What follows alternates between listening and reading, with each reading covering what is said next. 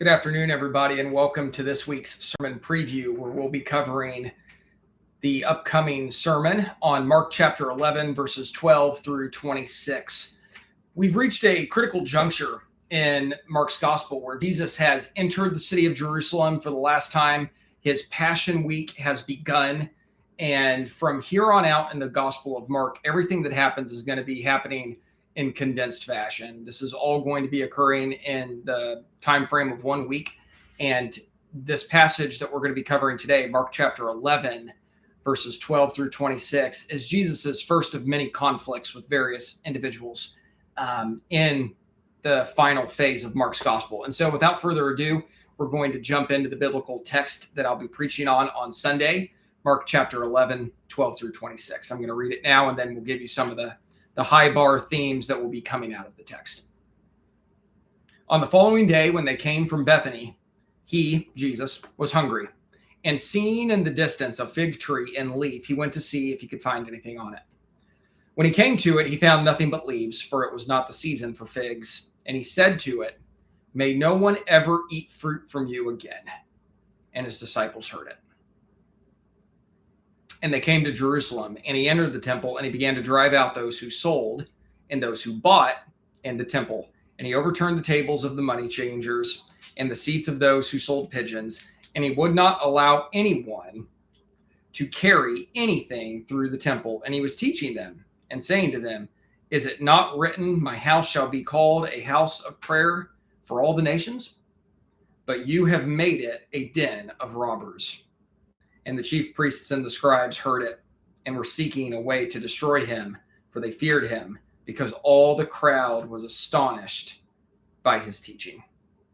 And when evening came, they went out of the city.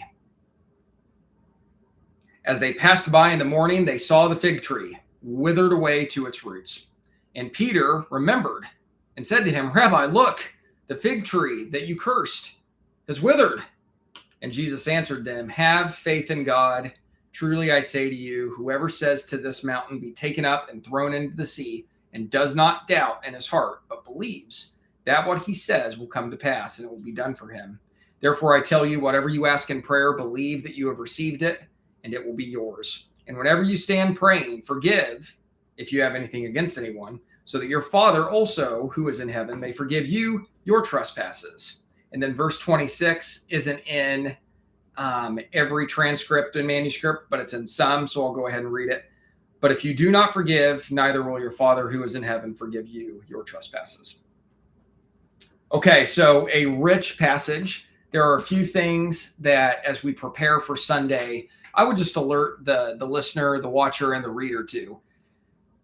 This is a classic Markan sandwich, what we have going on here, which is to say that Mark uses this literary device where, in order to make a fundamental singular point, he will sandwich events together. So you will have an event that occurs, and then an event in the middle, and then a bookmarking final event. And what you find is that they all relate to one another. So whatever happens in the middle is like the point, it's the lesson, it's the ultimate subject. And what happens on the periphery stands to symbolize and communicate that which is in the middle. And so what we have today in the text is something fascinating. Jesus begins by walking into Jerusalem, sees the fig tree, looks for fruit, finds none, curses the tree. Today's passage ends with Jesus coming back into Jerusalem the next morning, Peter seeing said tree and going, it's withered, it's all gone.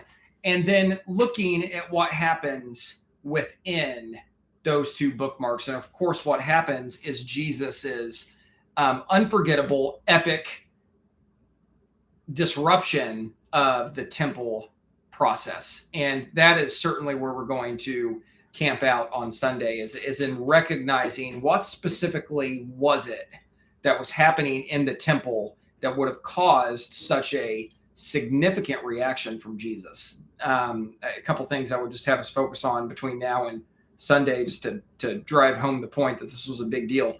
We're told that Jesus drives people out of the temple complex, that he overturns tables. that he won't allow anything to be carried through the temple.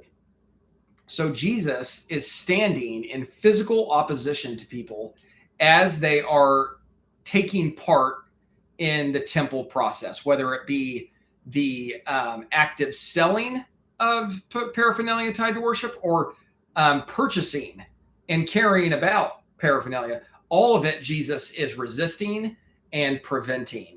And so that is crucial. And so a couple of things just to make note of. It's very obvious that what is occurring with the fig tree is symbolic of this event. And so we're gonna connect those dots all the way. The other thing I would make note of is that this passage doesn't end with Peter saying, "Rabbi, look, the fig tree's withered," and Jesus saying, "He who has ears, hear; him who have eyes, listen, see." Jesus continues. He has more to say. And so the passage does not end with the fig tree being withered, although that is crucial. And so we'll also want to do a really good job of landing the plane and recognizing that there are another few verses beyond Peter's recognition that, hey, there was that fig tree, Jesus cursed it, this thing happened, and now the fig tree's withered. There's more. And so we're going to want to do a good job of recognizing the magnitude of what is said beyond the fig tree identification for the second time, and also recognizing that these concluding remarks Jesus says certainly apply also to what occurred at the temple. And so this is a very rich passage. It's a very intense passage. And you're beginning to notice that the disciples are starting to pay attention to what's going on. They're beginning to understand what's occurring. And Jesus is getting bolder. He's getting louder. He's becoming more undeniable is in effect what I would have us start to notice. And so those are the big things that are coming out of this Markan text. And we can't sever these things from each other. It's very important to notice how Jesus's entrance into Jerusalem, exit out of Jerusalem, and then corresponding entrance into Jerusalem are all playing into kind of a meta communication. And that's certainly what's happening here. Big things are being communicated, and we're going to want to make sure that, one, we are truly hearing and understanding what the issue is. And secondly, not just understanding the initial issue that corresponds to first century Jerusalem and what was going on therein, but also applying it contextually to our own lives and recognizing that it's not enough just to understand historically what was happening, but to also understand how today the same concepts are certainly ingrained in our own societies, and we need to be able to hash those out and make sure that we're dealing with ourselves truly and faithfully. And so anyway, I'm very excited for Sunday. It's going to be a magnificent opportunity to study God's word together in greater detail. In the meantime, all the sermons that correspond to this Mark series are available on the church website. You can go check those out and make sure that you're all up to speed come Sunday. Between now and then, I pray that you have a wonderful weekend. God bless you, and we'll see you all soon.